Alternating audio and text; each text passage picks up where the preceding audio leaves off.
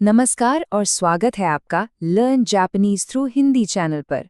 यहाँ हम जापानी भाषा को सरल हिंदी माध्यम से समझने और सीखने का प्रयास करते हैं। आइए आज के पाठ की ओर बढ़ते हैं। आज का हमारा पाठ है स्वस्थ जीवन, मतलब केनकोना सेकात्सु। इस पाठ में हम ये सीखने वाले हैं कि जापानी में अपनी अच्छी आदतों के बारे में कैसे बात करें या फिर किसी को सेहतमंद रहने के लिए सलाह कैसे दें।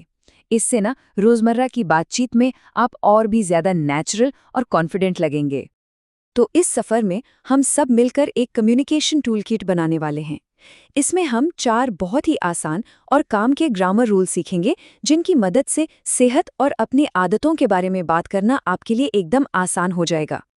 तो आज का हमारा मेन सवाल यही है, आप जापानी में अपनी हेल्दी आदतों के बारे में कैसे बता सकते हैं, या किसी दोस्त को कोई अच्छी सी सलाह देनी हो तो कैसे देंगे। चलिए इसी सवाल का जवाब ढूंढते हैं और अपनी जापानी को एक लेवल और ऊपर लेकर जाते हैं। तो हमारे टूल किट का जो पहला टूल है वो है किसी को प्यार से हल्के फुल्के अंदाज में सलाह देने का तरीका।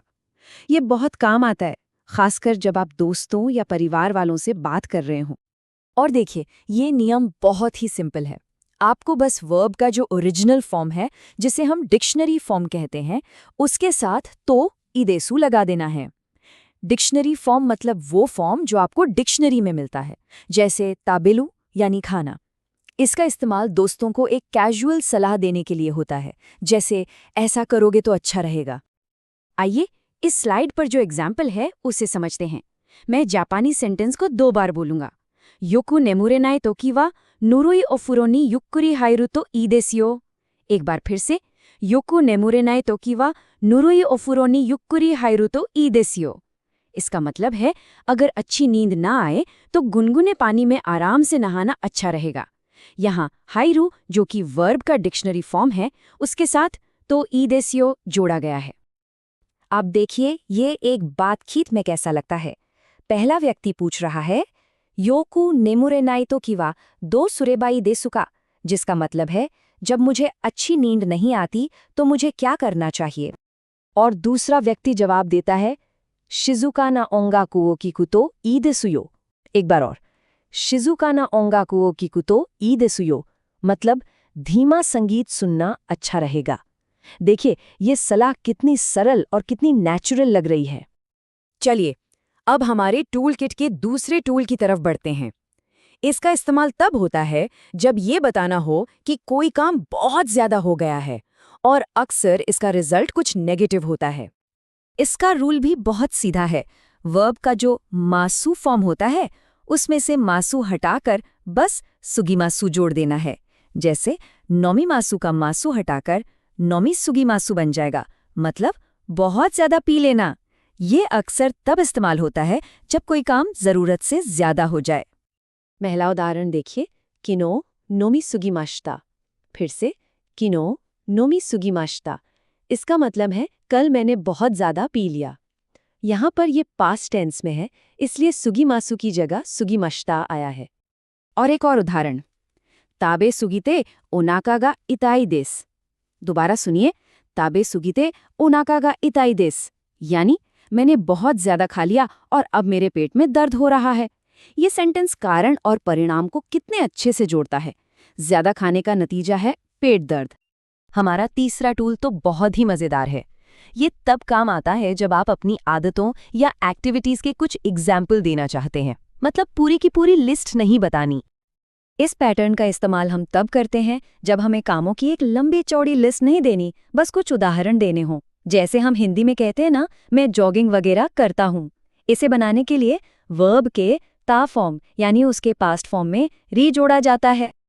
इस उदाहरण को देखिए, जोगिंगु शितारी तोकीदोकी इए दे योगाओ शितारी शितेइमासु। एक और बार, जोगिंगु शितारी तोकीदोकी इए दे योगाओ शितारी शितेइमासु।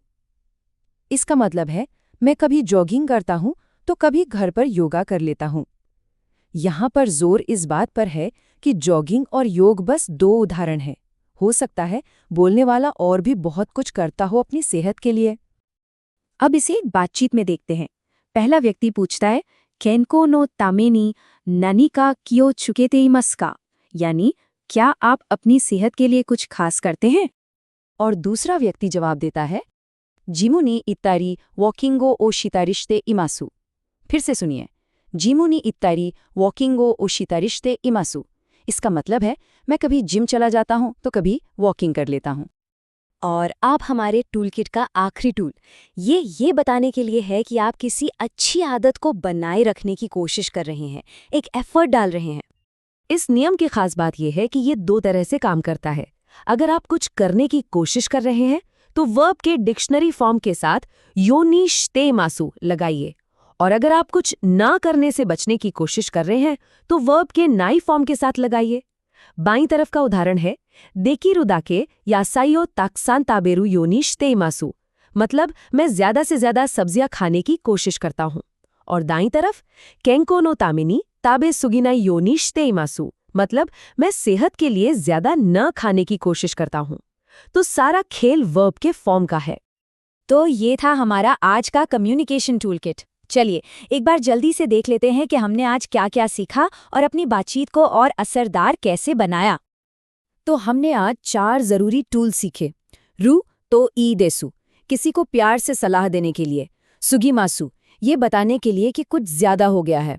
तारी तारी, अपनी आदतों के कुछ उदाहरण देने के लिए। और योनिश्ते इमासु, ये बताने के लिए कि आप किसी चीज के लिए कोशिश कर रहे हैं। आइए आज के कुछ जरूरी शब्दों पर भी एक नजर डाल लेते हैं ताकि ये याद रहें।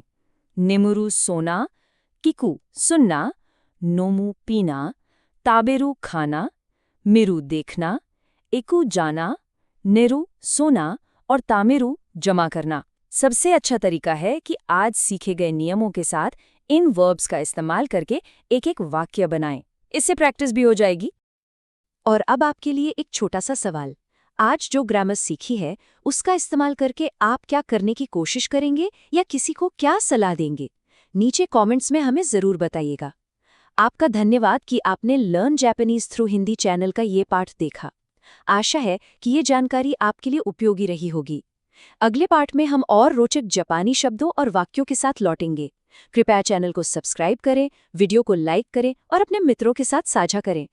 Learn Japanese through Hindi channel पर हम आपके भाषा सीखने के सफर को सरल और प्रभावशाली बनाने के लिए प्रतिबद्ध हैं। आपका सहयोग हमारे लिए प्रेरणा है। फिर मिलेंगे अगले पाठ में। नमस्कार।